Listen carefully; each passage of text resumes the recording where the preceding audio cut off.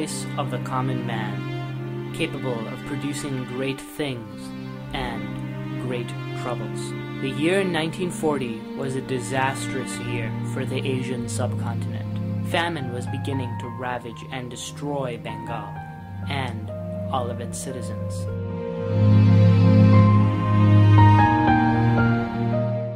In the early 1900s, Bengal was controlled by the British Army, or more commonly known as the British Raj.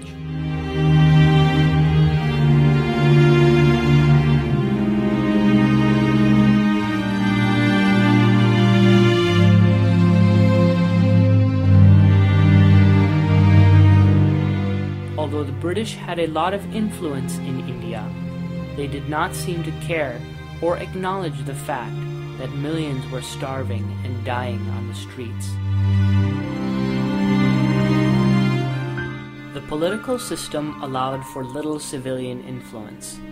British Parliament and the Prime Minister had to approve all laws and procedures, and during World War II, they didn't have time to worry about Bengal, while Japan could invade India at any time.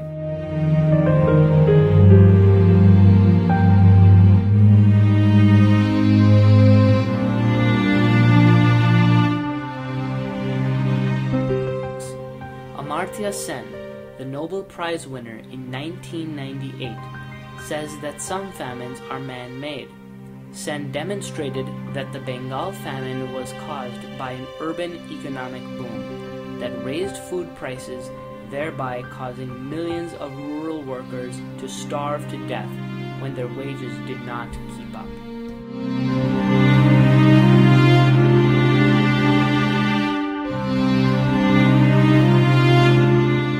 And why didn't the government react by dispensing emergency food relief? Sen's answer was enlightening. Because colonial India was not a democracy, he said, the British rulers had little interest in listening to the poor, even in the midst of the famine.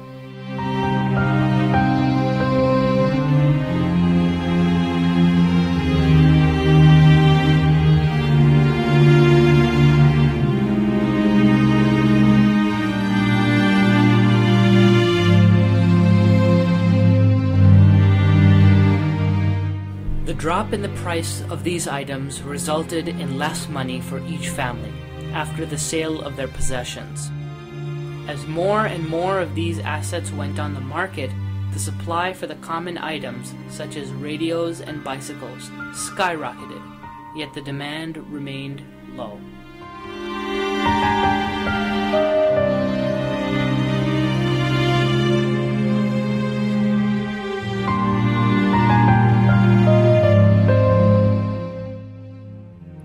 The highly religious Hindu and Muslim region held their gods in a strong regard, praying to them for crop health and family success. The people hardest hit by the famine often blamed God or Satan for the catastrophe. In Bengal, there was a large conflict between the Muslim and Hindu leaders who controlled the territory, since it was a large division between the two faiths.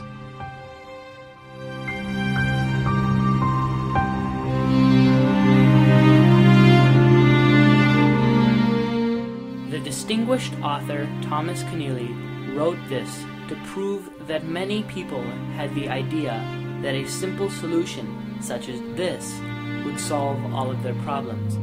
After blaming their divine, people turned to more practical and useful coping methods. Would be to economize the food intake, eating less and less each day.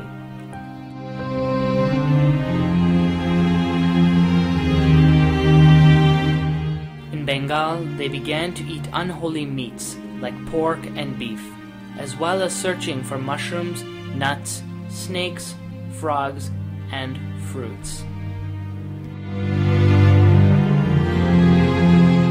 The British Parliament passed policies and laws that aimed to reduce the threat of Japanese invasion that just aggravated the famine. For example, the Rice Denial Scheme. In the Rice Denial Scheme, the British government bought Bengali rice to make sure that if the Japanese invaded Bengal, they wouldn't be able to get provisions. Britain didn't allow food to be imported or travel through the region.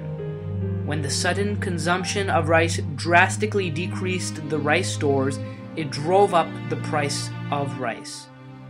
They also confiscated boats that were crucial to fishing and transport of goods, preventing people from getting their second largest source of nutrition, fish, and stopping trade.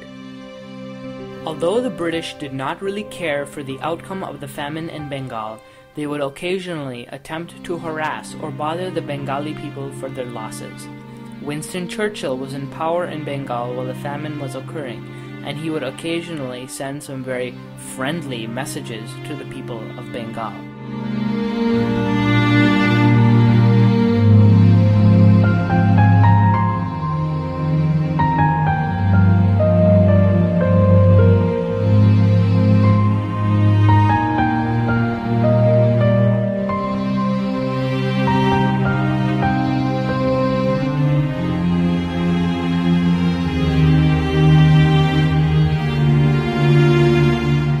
Eventually, the evidence for the famine grew too great to ignore.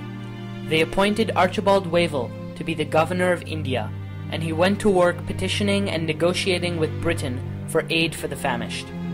Even with the new laws and actions meant to ease the famine, and volunteers giving food to the victims, it still wasn't enough. The famine only truly ended after World War II, when Britain paid attention to India and it had gained its independence. Ignored for years, the famine of Bengal is considered to be a lost Holocaust, the least known of all the casualties of the war.